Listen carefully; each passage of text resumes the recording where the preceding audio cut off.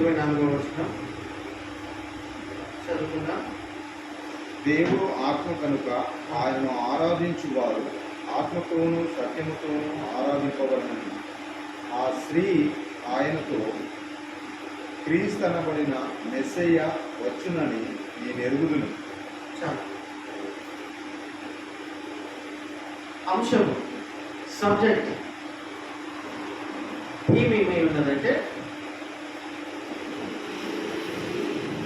యేసు ప్రభు చెప్తున్నటువంటి మాటలు స్వయంగా. దేవుడు ఏమై ఉన్నాడు? ఆత్మ, స్పిరిట్. దేవుడు సోల్, ఆత్మై ఉన్నాడు. కాబట్టి ఆయనను ఆరాధించేవారు. యేసు ప్రభు చెప్తున్నారు, క్లియర్గా అర్థం చేసుకోవాలి. దేవుడు ఏమై ఉన్నాడు? ఆత్మై ఉన్నాడు. కాబట్టి ఆ ఆత్మను, ఆయనను ఆరాధించేవారు మళ్ళీ ఆత్మను సత్యంతో ఆరాధించాలంటుంది. ప్రతి మనిషిలో కూడా దేవుని ఆత్మ, దేవుడు ఉంచి ఉన్నాడు. కాబట్టి ఆ వ్యక్తిని మానవుడు అని గుర్తిస్తారు, పిలుస్తారు. Not only Christians. ఈ వాక్యము ప్రతి మనిషికి వర్తిస్తుంది. అఫ్కోర్స్ యేసు ప్రభువుని గుర్తెరగక రక్షణ పొందలేనటువంటి వాళ్ళు, వారిలో ఉన్నటువంటి దేవుని ఆత్మ అంత పర్ఫెక్ట్గా ఆరాధించకపోవచ్చు. కానీ ఎప్పుడు కూడా దేవుని ఆరాధన చేయాలనుకున్నప్పుడు ఆత్మతో అంటే దేవుడు మనిషి లోపల పెట్టినటువంటి ఆ ఆత్మతో, నీలో ఉన్న ఆత్మతోను సత్యముతోను. సత్యం అంటే నీలో ఉన్న ఆత్మ సత్యమే. సత్యం అంటే ఆత్మతో, నీలో ఉన్న ఆత్మతో మరియు సత్యముతో. అంటే ఆ సత్యం ఏంది చెప్పాలమ్మా?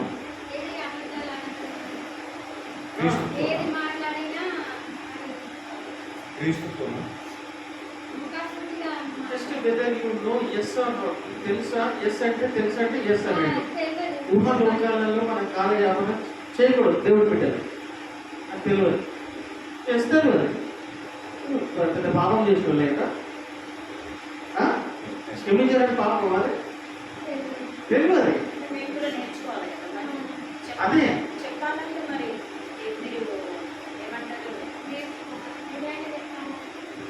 ఏమంటున్నాడు? తెలుసా లేదా? ఏదైనా ఇదే కదా.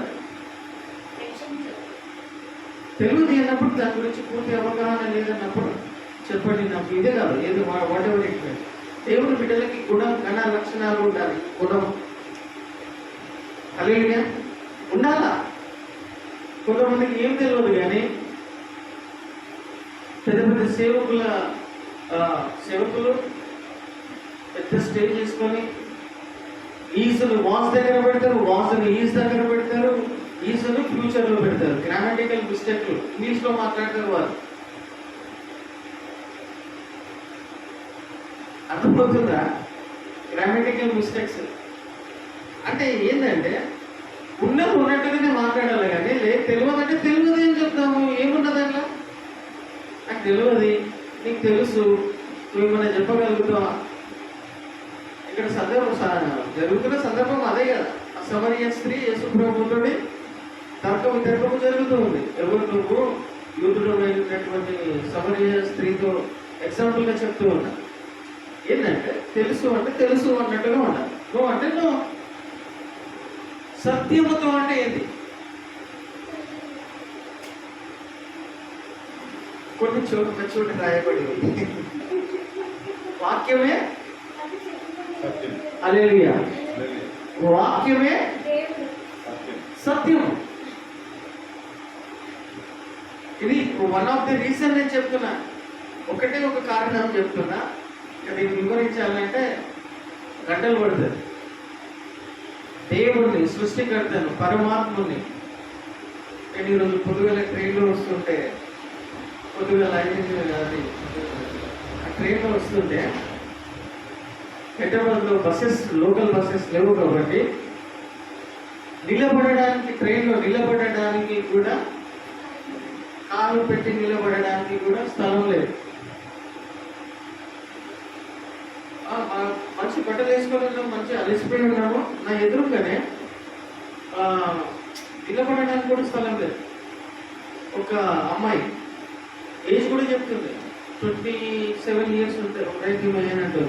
బెంగాలీ అమ్మాయి వైట్ డ్రెస్ వేసుకుంది, చీర కట్టుకుంది, చాలా బ్యూటిఫుల్గా ఉంది. ఏమంటుంది తెలుసా? ఎదురెదురే ఆత్మ అనే వాళ్ళకి సందర్భం వచ్చింది కాబట్టి చెప్తూ ఉన్నా. आध्यात्मिक परिशोधना करने का केंद्र है. आप मेरे को 5 मिनट टाइम दिए तो मैं आत्मा के बारे में बोलूंगी अंటుంది. నేను ఎట్లా కనిపించినానో ఏమో తెలియదు ఆ ఉరుకులాడల ఆ నదిలో కూడా. నాకే అంటుంది 5 मिनट टाइम दीजिए आप, मैं आत्मा के बारे में आपको बोलूंगी అని అంటుంది. ठीक है అన్న. ఎంత జ్ఞానం బోధిస్తుందంటే, ఎంత ఆత్మకు సంబంధించిన విషయం. ఆత్మ పరమాత్మ, సుప్రీం పవర్ గాడ్. ఇప్పుడే ఆన్లైన్ ప్రేయర్ అటెండ్ చేసి వచ్చిందండి నేను. వీళ్ళు ఏం చేస్తే వీళ్ళు ఇంత జ్ఞానము సంపాదించినారు. సృష్టి కోసము, మనిషి కోసము, సైన్స్ కోసము, ఆత్మీయ జ్ఞానము కోసము. క్యా కరే అప్పుడు అంటే ఇంకోటి ఏంటి తెలుసా? దే విల్ నాట్ మ్యారీ అంటే పెళ్లి చేసుకోవాలంటే వాడు ఎంత నిశ్చయంగా ఉన్నది. నాకు ఏం చెప్పాలనుకుంటున్నా అంటే, ఆత్మకు సంబంధించినటువంటి విషయాలు బైబిల్లో ఉన్న రీతిగానే చెప్తున్నారు వాళ్ళు. కానీ తేడా ఏంటంటే సర్కిల్ గురించి మాట్లాడుతుంది. मैं एक बात पूछा हूँ, आप क्या हासिल करना चाह रहे? आपका मकसद क्या है? నువ్వు ఏం సంపాదించాలనుకుంటున్నావు? నీ గమ్యం ఏంటని అడిగి అర్థమైందా? నువ్వు ఏం సాధించాలనుకుంటున్నావు? ఇట్లా యవ్వన ప్రాయంలో తెల్లబట్టలు వేసుకొని ऐसा वाइट कपड़े पहन लेके क्या हासिल करने चाह रहे? What is your final destination बोल के पूछे तो मेरा एज 27 years है. నేను ఆత్మీయ జ్ఞానము సంపాదించే దాంట్లో చాలా తృప్తిగా, సమాధానంగా, ఆరోగ్యంగా ఉన్నాము, చాలా హ్యాపీగా ఉన్నాము. ఈ జ్ఞానము ప్రపంచంలో ఉన్న ఇలాంటి అందరినీ కూడా పంచాలనేటువంటి కోరిక మా లోపల ఉన్నది అని. అయితే ఫైనల్గా ఒక డెస్టినేషన్ అడిగిన, మీ గమ్యం ఏంటి అని అంటే, after your death where you will go అని చెప్పిన.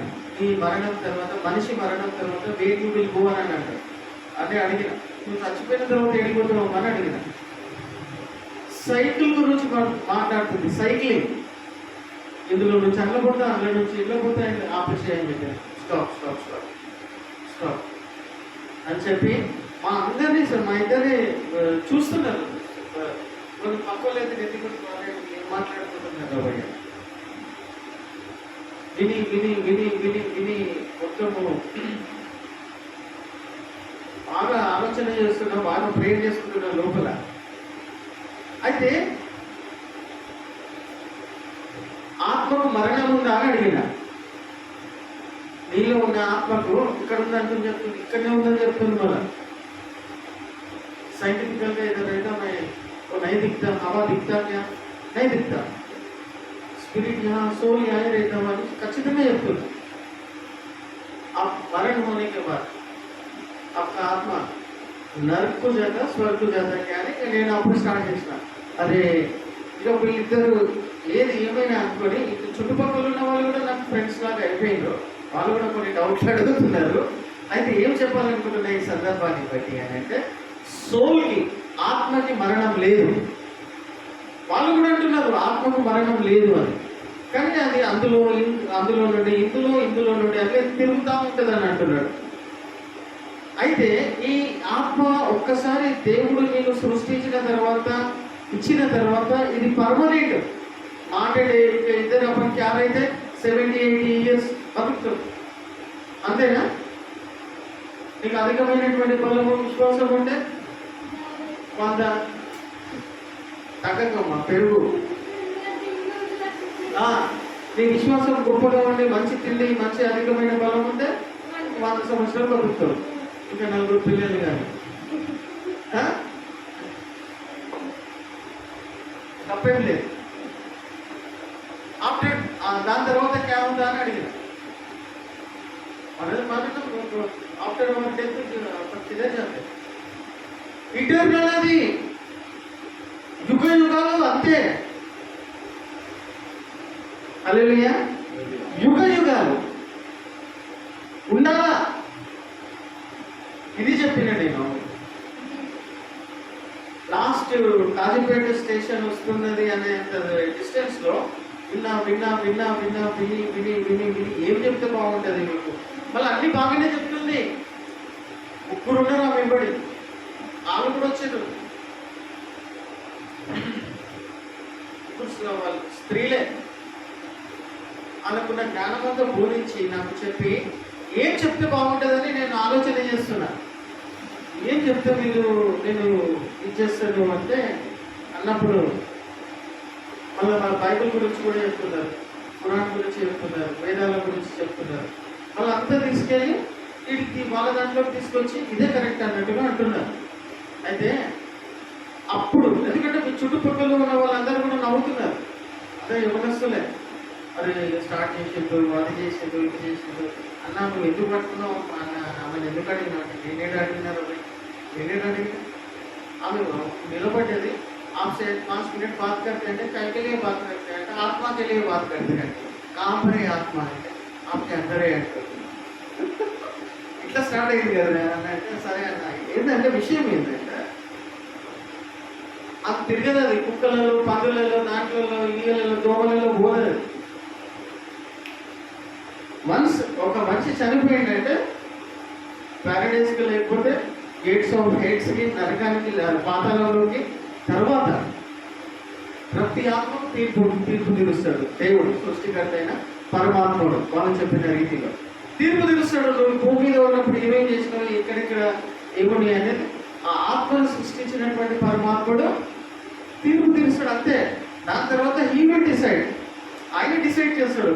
నువ్వు క్రైస్తవుడు అని చెప్పుకొని భక్తి చేస్తూ కూడా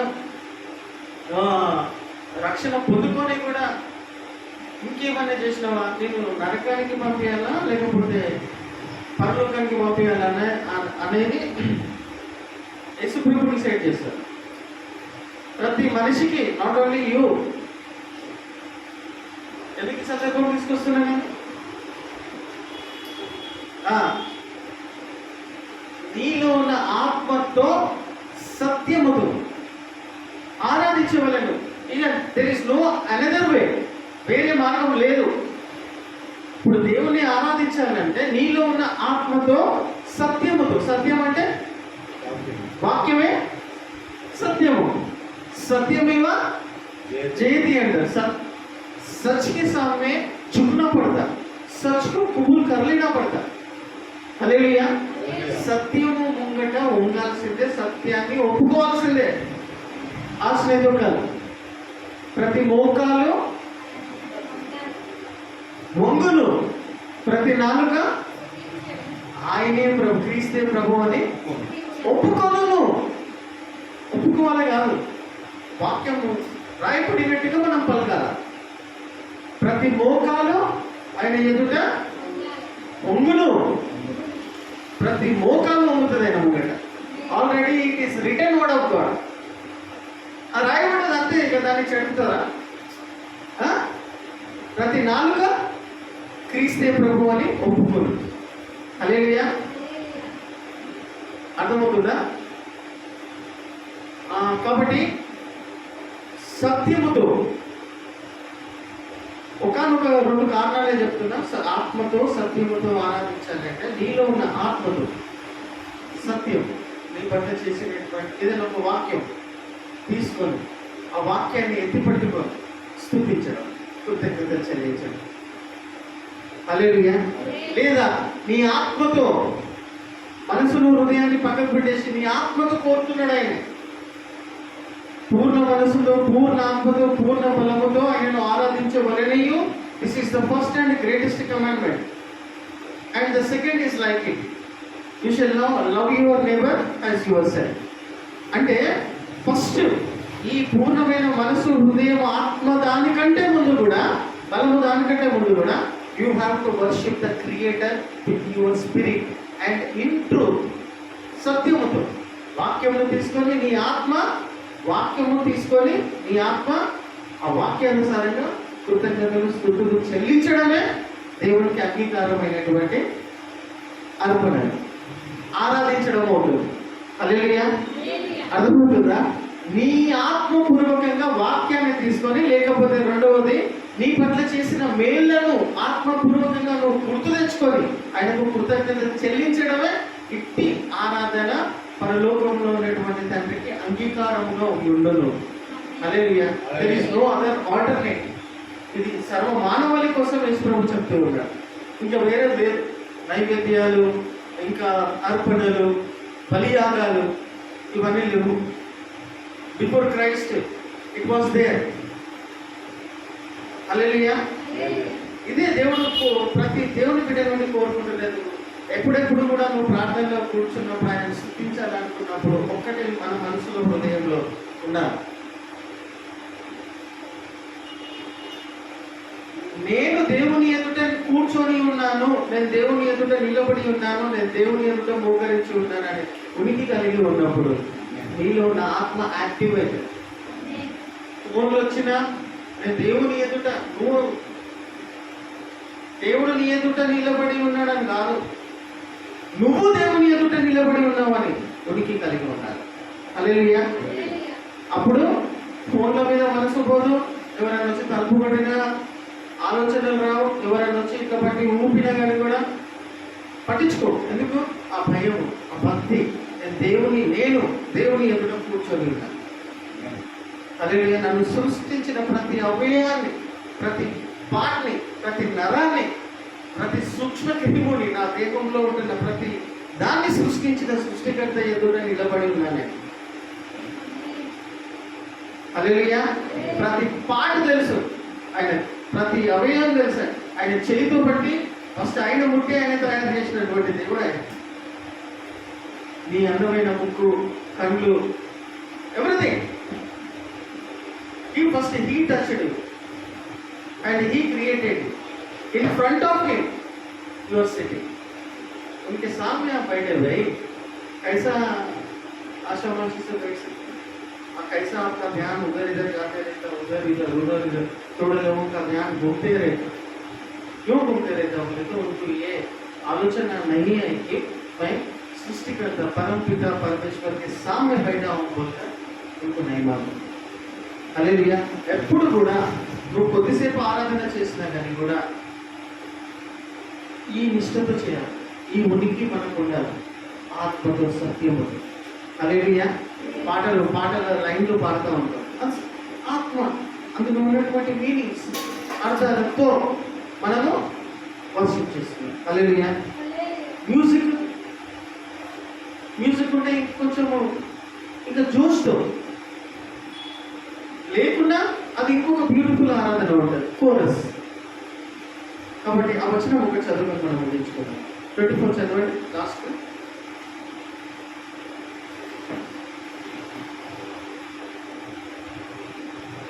యోహాను 4:24-25. ఆ స్త్రీ ఆయనతో క్రీస్తనబడిన మెస్సయ్య వచ్చునని నేను ఎరుగుదును. ఆయన వచ్చినప్పుడు మాకు సమస్తమును తెలియజేయమని చెప్పగా, యేసు నీతో మాట్లాడుచున్న నేనే ఆయనని ఆమెతో చెప్పాను. అయితే అల్టిమేట్గా every believer, every child of God ఈ అలవాటు ఉన్నారు. There is no other alternative. నాకు మ్యూజిక్ ఉంటేనే నాకు జోష్ వస్తుంది, మ్యూజిక్ ఉంటేనే నేను పాడతానంటే you are not worshipping the lord in spirit and in truth. Hallelujah. నాకు మ్యూజిక్ ఉంటేనే నేను ఆరాధిస్తానంటే ఎందుకు చెప్తున్నా ఈ విషయం? జస్ట్ యథార్థమైనటువంటి దేవుని పిల్లలు ఆత్మతో, సత్యంతో ఆరాధన ఇదే కోరుతున్నాడు. హల్లెలూయా. హల్లెలూయా. కాబట్టి ప్రియమైన వాళ్ళారా, ఎన్నిసార్లు ఎక్కడ మనము వెళ్ళినా ఇది ఉండాలా. హల్లెలూయా. నేను దేవుని మందిరానికి వచ్చినా నేను ఉనికి ఉండాలా. హల్లెలూయా. నేను దేవుని ముంగట కూర్చొని ఉన్నా నేను శ్రద్ధ ఉండాలా.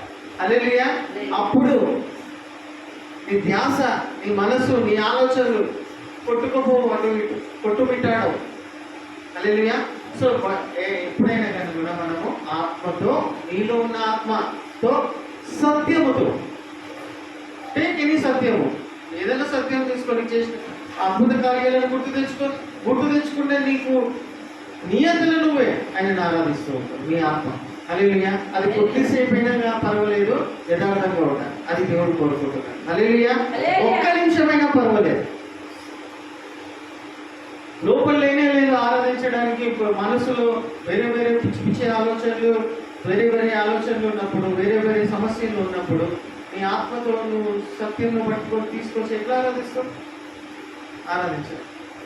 సో క్రైస్తవులకు, దేవుని బిడ్డలకు వేరే ఏమంటారు, వేరే మార్గం లేదు, వేరే పద్ధతి లేదు. ఆయనను ఆరాధించాలంటే యేసు ప్రభు చెప్పినట్టు ఆత్మ సత్యముతో. హల్లెలూయా. నీలో ఉన్న ఆత్మతో మరియు వాక్యం అనే సత్యము ఎత్తి పట్టుకొని, వాక్యము అనే సత్యం ఎత్తి పట్టుకొని, అది వాక్యం ఎత్తి పట్టుకుంటే నీ ఆత్మ నీకు తెలియకుండానే ఆరాధిస్తూ ఉంటుంది. హల్లెలూయా. ఇటువంటి మాటలను యేసు ప్రభువు వారు అర్థం చేయించి, దీవించి, ఆశీర్వదించి ఆ ప్రకారంగా నడిపించును గాక. ఆమేన్. ప్రార్థన చేసుకుంటాం.